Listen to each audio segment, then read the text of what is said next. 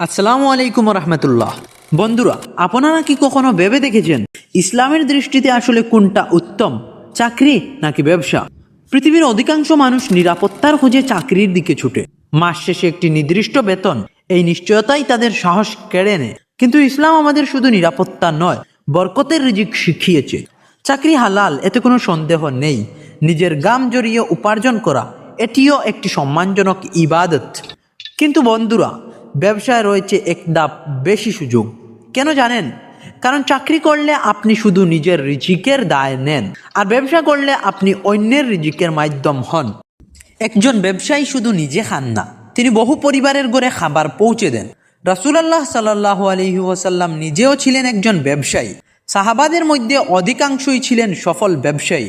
আর হাদিস শরীফেও এসেছে, সৎ ও সত্যবাদী ব্যবসায়ীরা কিয়ামতের দিন নবী সাল্লাল্লাহু আলাইহি ওয়াসাল্লাম, আবু বকর সিদ্দিক ও শহীদদের সঙ্গে থাকবেন।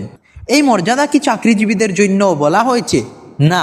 তাই ইসলাম ব্যবসাকে শুধু অনুমতি দেয়নি, বরং উৎসাহিত করেছে।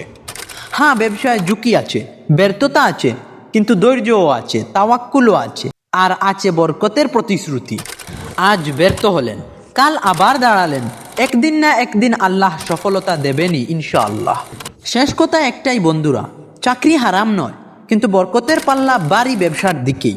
আপনি যদি হালাল পথে ব্যবসা করেন, সততা বজায় রাখেন, কাউকে ঠকান না, তাহলে আপনার ব্যবসা শুধু দুনিয়ার নয়, আখিরাতের সাফল্যের সিঁড়িও হবে।